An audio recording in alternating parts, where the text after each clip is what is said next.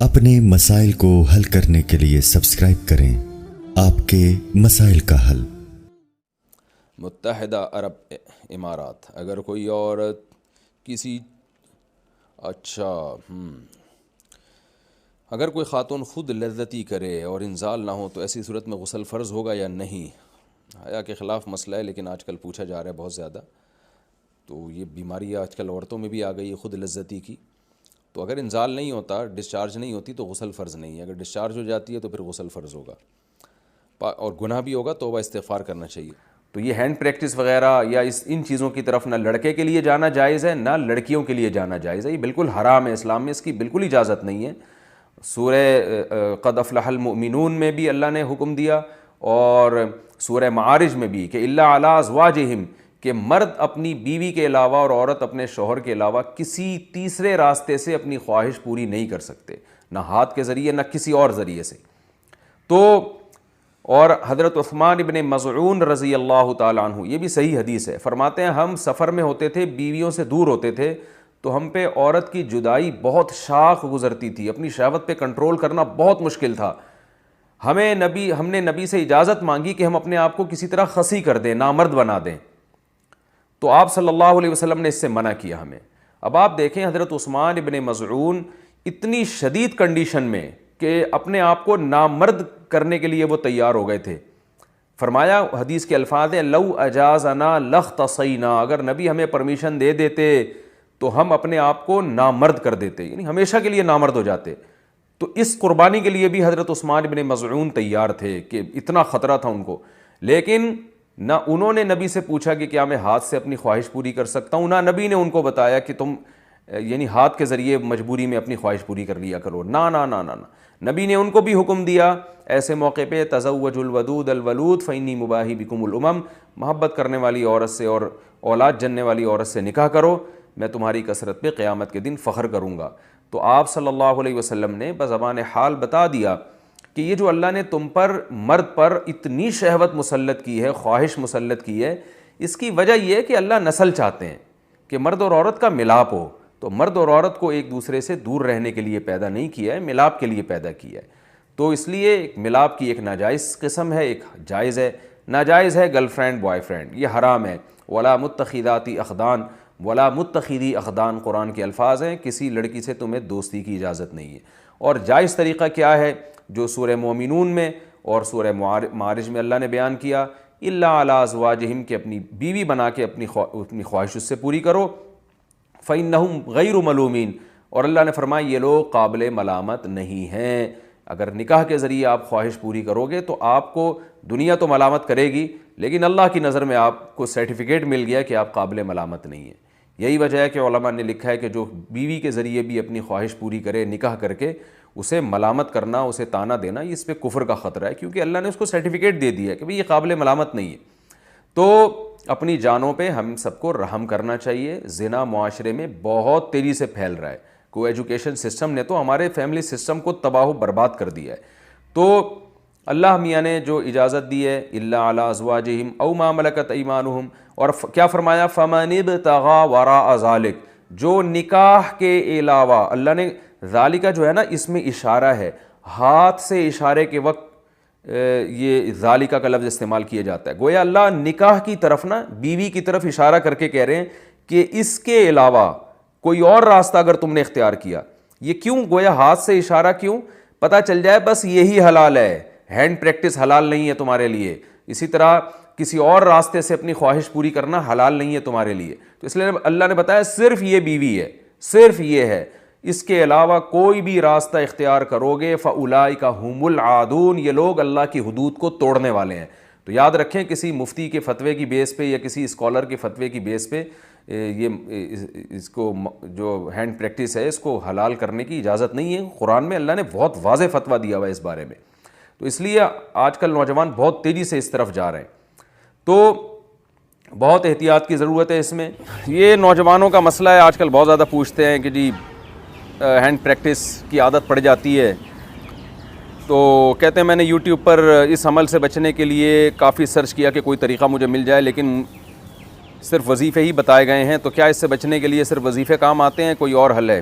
India سے کسی نے پوچھا یہ مسئلہ یہ ہے کہ یہ وظیفوں سے نہیں چھوٹتی ہے بیماری، وظیفوں سے تو اس کا کوئی تعلق نہیں ہے۔ سب سے پہلی بات تو یہ جلد سے جلد شادی کریں آپ۔ نکاح نہ کرنے کے یہ وبال ہیں کہ انسان الٹے سیدھے کاموں میں لگ جاتا ہے، ایک بات تو یہ۔ دوسرا، اپنا کانسیپٹ کلیئر کریں اس بارے میں۔ آج کل بعض ڈاکٹر اس کو بہت پروموٹ کر رہے ہیں اور کہہ رہے ہیں اس سے صحت کو کوئی نقصان نہیں ہوتا، تو یہ بات بالکل غلط ہے، اس سے صحت کو نقصان ہوتا ہے۔ اس بارے میں ایک اور ڈاکٹروں کی رائے بھی یہی ہے، یہ نہیں جو میں بات کر رہا ہوں، اس کو بھی ڈاکٹر اس کی تائید کرتے ہیں۔ بعض ڈاکٹر کہتے ہیں اس سے نقصان ہوتا ہے، اور سب سے بڑی بات یہ کہ ڈاکٹروں کی تحقیق بدلتی رہتی ہے۔ ایک چیز جو نیچر کے خلاف ہے، ایک چیز جس سے اسلام نے روکا ہے، وہ صحت کے لیے مفید نہیں ہو سکتی۔ ایک پروسیس رکھا ہے نا، ایک نیچرل پروسیس رکھا ہے، آپ اس سے ہٹ کے کسی اور طرح سے اپنے آپ کو ڈسچارج کرنا شروع کر دیں تو یہ کیسے پاسبل ہے کہ نقصان نہیں ہوگا؟ ڈاکٹر کہہ رہے ہیں نقصان نہیں ہے، کل یہی ڈاکٹر کہیں گے تباہی بربادی ہو رہی ہے۔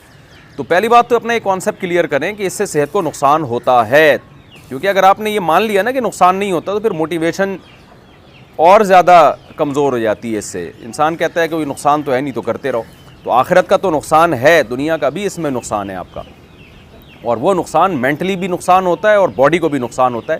اس پہ میں دلائل سے کلپ ریکارڈ کروا چکا ہوں، ابھی میں اس کی ڈیٹیل میں نہیں جاؤں گا، آپ میرا وہ کلپ سن سکتے ہیں، یوٹیوب چینل پہ موجود ہے وہ، کہ اس سے باڈی کو، صحت کو کیا کیا نقصانات ہوتے ہیں۔ اور یہ جو ڈاکٹر لوگ کہہ رہے ہیں نا کوئی نقصان نہیں ہے، بالکل غلط کہہ رہے ہیں۔ کل کہہ دیں گے کہ نقصان ہے، تو سائنس کی تحقیقات بدلتی رہتی ہیں اور بہت سے ڈاکٹر کہہ بھی رہے ہیں کہ نقصان ہے اس سے۔ تو دوسری بات یہ کہ اس کو ایک تو عزم کرنا ہے کہ آپ نے اس کو چھوڑنا ہے، جب تک آپ پکا عزم نہیں کرتے کوئی کام ہوتا نہیں۔ دوسرا کام آپ نے یہ کرنا ہے کہ جی آپ یہ دیکھیں کہ کن اوقات میں آپ اس عمل میں زیادہ مبتلا ہوتے ہیں۔ عام طور پہ نوجوان جب رات سونے کے لیے لیٹتے ہیں تو نیند نہیں آ رہی ہوتی، تو پھر اس طرف دماغ جانا شروع ہو جاتا ہے۔ تو آپ نے سونے کے لیے اسی وقت لیٹنا ہے جب گہری نیند آنا شروع ہو جائے، اور لیٹتے آپ موبائل دور رکھیں اپنے آپ سے، اور لیٹتے ہی آپ کی آنکھ لگ جائے، ایسا ٹائم ہونا چاہیے۔ کتاب بھی رکھیں اپنے سامنے، اپنے سرہانے پر، کتاب کا مطالعہ کرتے کرتے سو جائیں۔ اسٹڈی کرتے ہوئے بہت اچھی نیند آ جاتی ہے انسان کو، ایسے تکیہ لگایا، اسٹڈی کرنا شروع کیا اور سو گئے۔ یہ کام بھی کریں آپ۔ دوسرا کام کیا کرنا ہے آپ نے؟ ایکسرسائز کی عادت ڈالیں۔ آدمی جب مینٹلی ہیلدی ہوتا ہے نا تو یہ الٹے سیدھے کاموں میں نہیں لگتا وہ، اور اپنے آپ کو جب اچھے کاموں میں تھکاتا ہے تو برے کاموں سے اپنے آپ کو بچاتا ہے۔ صبح اٹھ کے زبردست قسم کی جاگنگ کریں، اور شام کے ٹائم پہ آپ جم جائیں، خوب اپنے آپ کو تھکائیں، اس کے بعد اچھی خوراکیں کھائیں، آپ کو اچھی نیند آئے گی۔ پھر جب آپ کی باڈی بننا شروع ہوگی، آپ شیشے میں اپنے آپ کو دیکھیں گے کیسا ہینڈسم اسمارٹ نظر آ رہا ہوں میں، تو ہر وہ کام سے آپ کو بچنے کا جذبہ پیدا ہوگا جو آپ کی باڈی کے لیے، آپ کی مینٹلی صحت کے لیے نقصان دہ ہوگی۔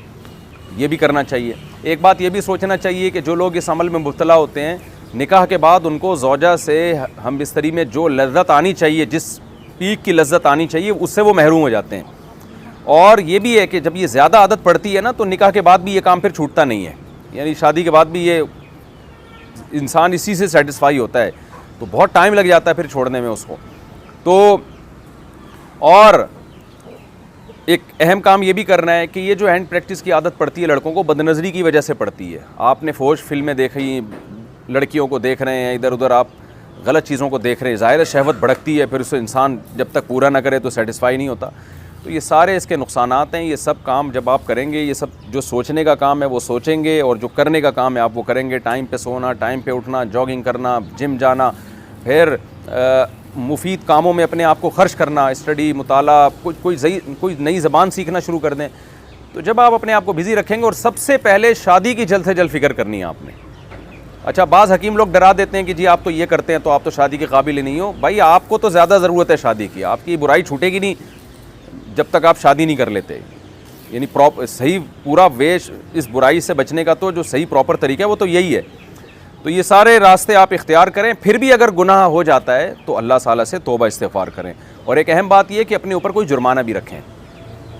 یہ جتنے میں نے پوائنٹ بتائے نا، آپ ایک کاپی میں لکھ لیں سارے کے سارے، تو ایک جرمانہ بھی رکھیں، یا روزہ رکھ لیا کریں کہ بھائی میرے سے جب یہ گناہ ہوگا میں کل ایک روزہ رکھوں گا اس کے بعد، یا میں اتنے پیسے صدقہ کروں گا، تو سزا بھی دیں اپنے آپ کو۔ اس طرح انشاءاللہ آہستہ آہستہ یہ گناہ چھوٹ جائے گا۔ اور اس کے ساتھ صبح و شام ذکر اللہ، کوئی وظیفہ نہیں، جو لا الہ الا اللہ کی تسبیح ہے وہ اس کی بھی پابندی کریں، اور اہل اللہ کے بیانات بھی سنا کریں۔ انسان میں جب اللہ کا خوف ہوتا ہے تو گناہ سے بچنا اس کے لیے آسان ہوتا ہے۔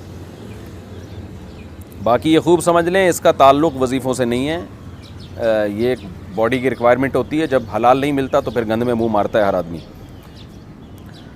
اچھا بھائی، کہتے ہیں کہ کیا مجزنی کا گناہ ماں باپ کو بھی ملتا ہے؟ کیا مجزنی سے صرف بچوں کو گناہ ملتا ہے؟ ان کے والدین بھی اس گناہ میں شامل ہوتے ہیں؟ اگر بچہ کما رہا ہے، اس کو رشتہ مل رہا ہے اور پھر بھی ماں باپ اس کو شادی نہیں کرنے دیتے، پھر اگر وہ بچہ کسی بھی گناہ میں مبتلا ہوگا تو ماں باپ بھی برابر کے مجرم ہوں گے۔ لیکن اگر بچے میں استطاعت ہی نہیں ہے نکاح کرنے کی، تو پھر اگر ماں باپ نکاح نہیں کرتے اس کا، تو ماں باپ پہ اپنے خرچے پہ بیٹے کا نکاح کرنا لازم نہیں ہے۔ ہاں، بیٹی کا تو لازم ہے، بیٹے کا لازم نہیں ہے۔ تو پھر ایسی صورت میں ماں باپ گناہ گار نہیں ہوں گے، کیونکہ وہ تو آپ میں ہی ایبلٹی نہیں ہے نکاح کرنے کی، تو ماں باپ کا کیا قصور ہے اس میں؟ تو لیکن اگر آپ میں قابلیت ہے اور آپ کو رشتہ مل رہا ہے، اس کے باوجود بھی ماں باپ رکاوٹ بن رہے ہیں کہ نہیں جی، جب تک اتنی سیلری نہیں ہو جاتی، اتنا نہیں کما لیتے، ہم نہیں کریں گے، پھر ماں باپ بھی مجرم ہوں گے۔ پھر اولاد سے اگر کوئی گناہ ہوتا ہے تو یہ بات لکھی ہوئی ہے اور شریعت کے اصول کے مطابق بھی ہے کہ پھر جو ہے اگر اولاد کوئی گناہ کرتی ہے تو اولاد بھی گناہ گار ہوگی اور اس میں ماں باپ بھی ان کے ساتھ شریک ہوں گے۔